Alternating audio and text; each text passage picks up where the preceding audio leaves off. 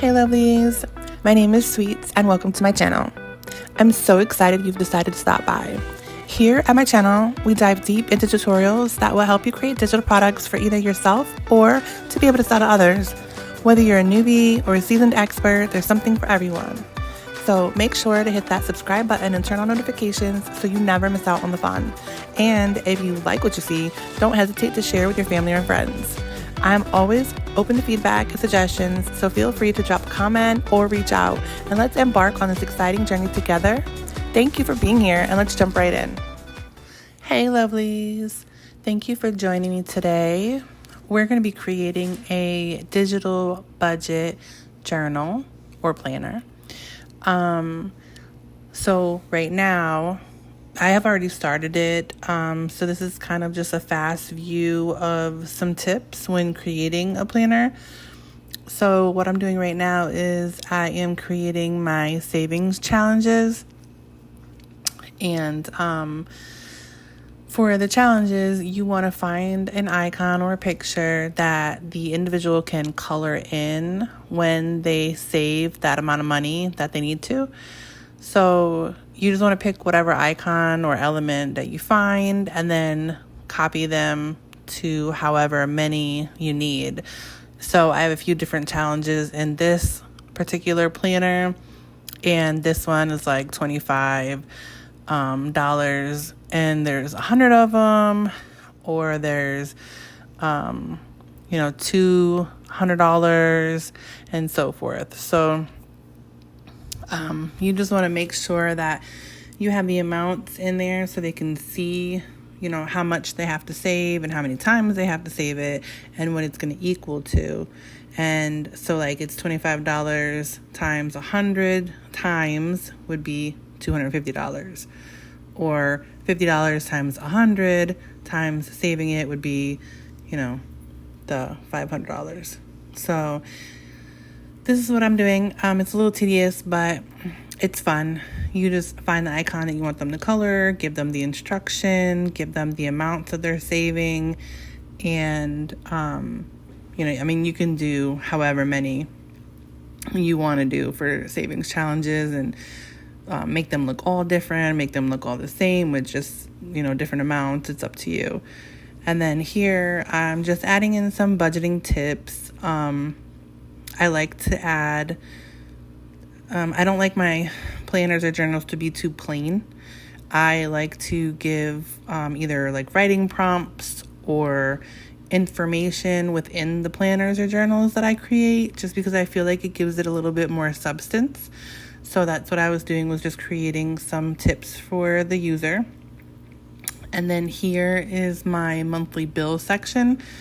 So I just added a table and added rows and columns, changed the color of the top, and that way they'll be able to input what their monthly bills are. So here I'm just adding some headers, changing the color, changing the font. You want to make it readable. You want to make sure there's enough space so that the user can write in it. And then here I'm just trying to determine how I wanted to make the paid feature. So I just put a little check mark so that the user knows that they can check the box when they paid the bill to keep track of their monthly bills. And I'm just adjusting it here. And then I'm always going through and redoing or switching or updating. So that's what I'm doing now. But you want to copy.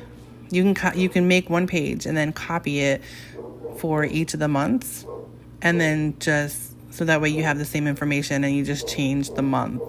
And then this section is going to be my hyperlinked. So I'm just trying to figure out how I want to put the months on here.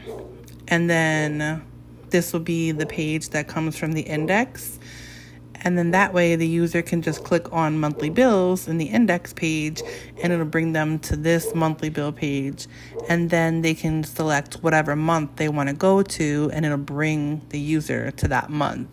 So I definitely like hyperlinking. I love having a main page and like being able to add a bunch of different pages onto one page so that it's like a great access point for the user. So here I'm just adjusting everything, making sure my monthly bill page is the way I want it to look. And then I'm just adding all the months in so that there's, the months of the year. And this is undated, I believe, this planner. I think I added calendars in here, but just for like reference with the actual calendar, but everything else is undated. And then for this section, I just wanted to create yearly bills. So the user can just, if they have like, taxes or I don't know, whatever bill they want to track on here for like the year, they can add that in here as well. So I just wanted to give them a little different look and just like kind of like a notes page to put the yearly bills. So that's what I'm doing in this section. And the line was giving me problems. So don't come for me in the comments. I found out how to do it now. If you don't know, you can hold shift and move the line and it'll stay straight. So that's something that I learned recently, and it's been a savior because those lines can definitely be difficult. Here I'm just making sure that the subscriptions has a paid feature on it and with a little check mark. And then I'm going to create my other section. So here I'm just scrolling through and making sure I have everything that I need within my planner, or what seeing what else I missed or what I need to add detail to. So this is the main page for my calendar years. And this is where it's hyperlinked, so they can click on like 2023 and it'll bring them to the hyperlinked calendar. So I just made it a little bit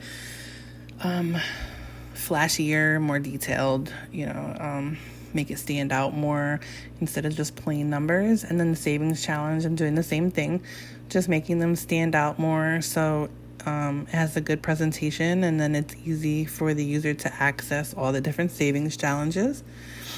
And I always go through my planner multiple times. I'm always looking for something that I missed or something that I could do better, and see I still have a few sections that are not completed on the planner. So here I'm going to start and create the debt section. I think it's like a debt tracker section. And the pages in the planners, when the user is using the planner in like say GoodNotes, they can actually duplicate any of the pages. So if you want to just create like this debt page, create one page for it, the user can create multiple pages within the app itself. The only thing that to consider is for this individual planner that I made, the little arrows on the top, those will be hyperlinked, or they are hyperlinked. I just didn't do them yet in this video, but they'll be hyperlinked. So when the user duplicates this page, those little arrows will not work. That's the only issue if they're going to duplicate pages. You can always swipe to the left or right and you can get to different pages. So it's not like they can't get to the different pages. It's just the hyperlinks for those little arrows won't work if you duplicate the pages within the app itself. So my future planners, I don't use those the arrows anymore. I liked it on this one because of the look of it. It was just another way to access different pages, because instead of just swiping, you can click the arrow and, go to the next page. But yeah, I changed up the way that I do some of my planners, and I always change up anyways, because I like different looks and so forth. So my next planner that I'm making does not have the little page arrows, but I have a couple that do. So, it's just whatever you prefer when you create. Then here I am just making sure that I get the right look that I'm going for this. And this is the monthly reflection homepage. So I'm trying to determine how I want the homepage to look, and because it's a monthly reflection page, so I want it to list out the months just like I did with the monthly bill page. And I'm trying to figure out how I want the reflection, because it's a reflection page. So I was trying to go for little reflection buttons or something. But I'm just trying to find the look that I want for this homepage, because this is going to have the month, all the months of the year. And then that way it'll be able, the user will be able to click on any of the months and then go to their monthly reflection page. So here I'm just lining up everything, making sure that all the months of the year are there and everything is in line. And then I'm going to add the other details.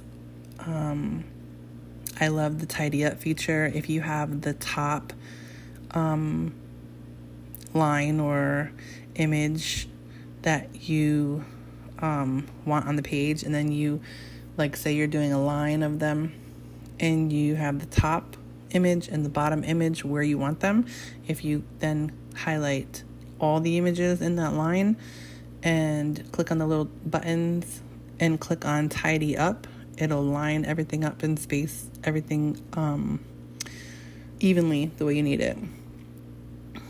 And then, so this one I think is the yearly reflection page, and I'm just trying to add a little detail to it to make it the way I want it to look, so the user can reflect as on a yearly standpoint. I try to do I think this one might be daily, monthly, yearly, but I try to give a variety, because some people might reflect yearly, some people, New Year's or something, some people might reflect on a monthly basis.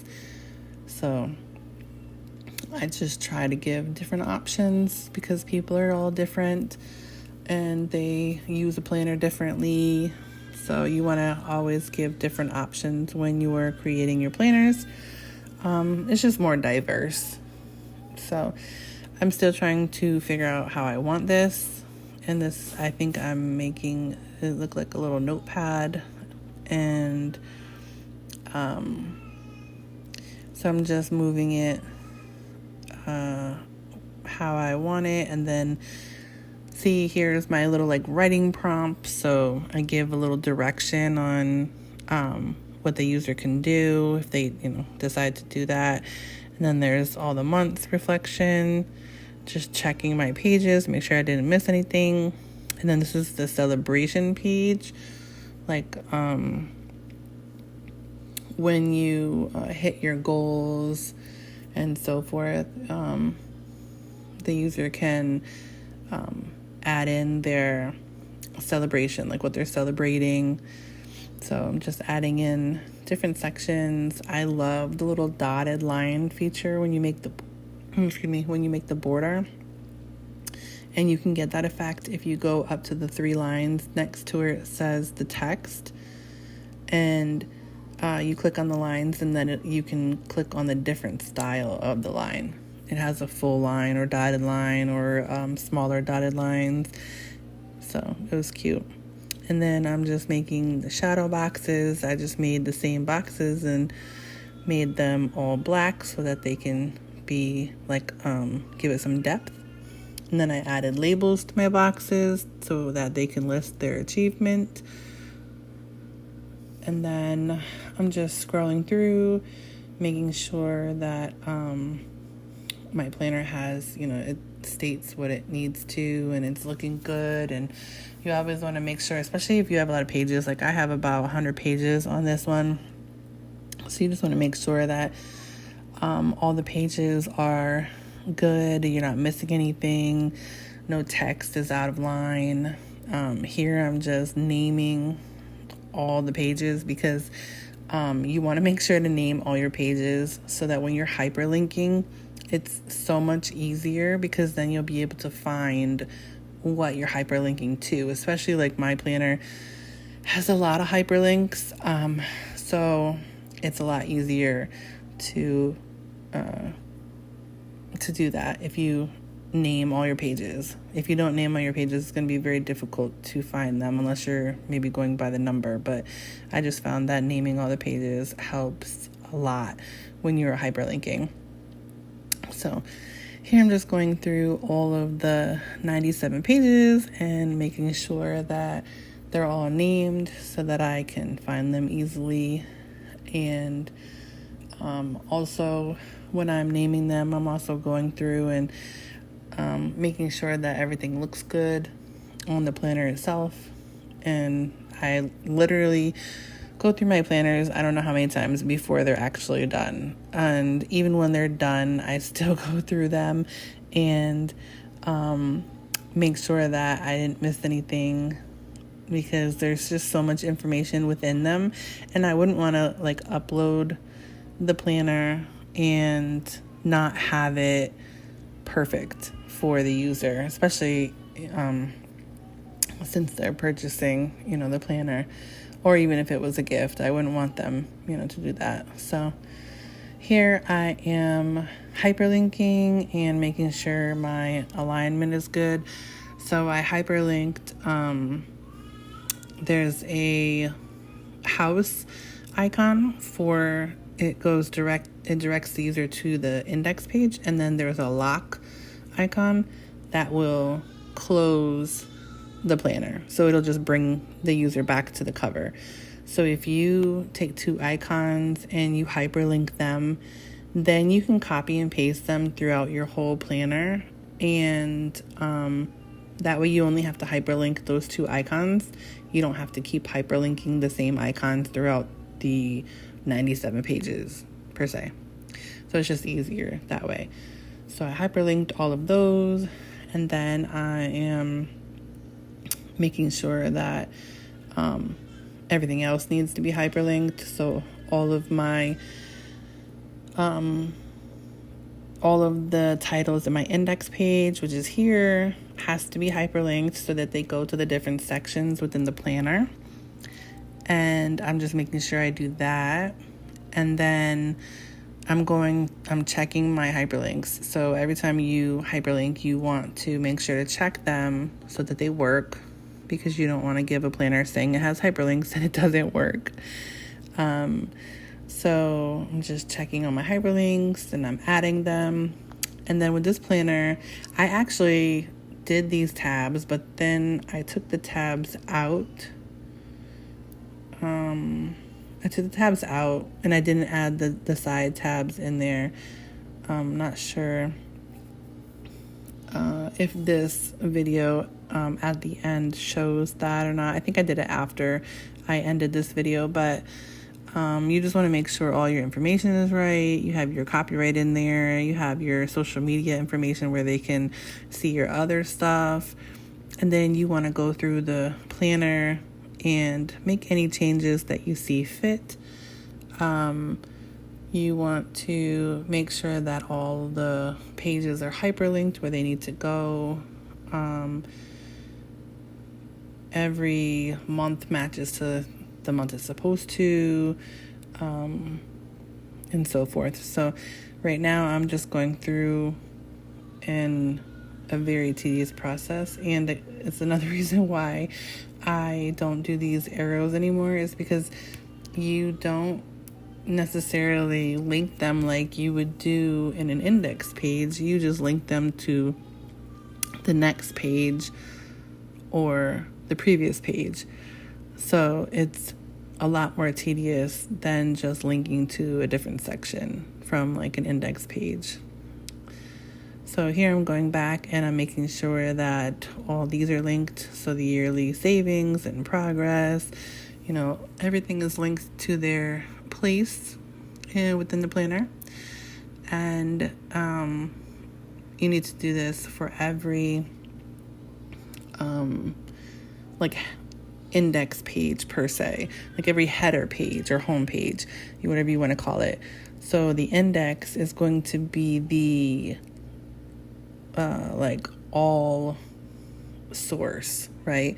So it's going to have all of your main categories within the index page, and then all of your main category pages or header pages are going to have the hyperlinks for all of your months or all of your different goals or anything else that you have within that within that category.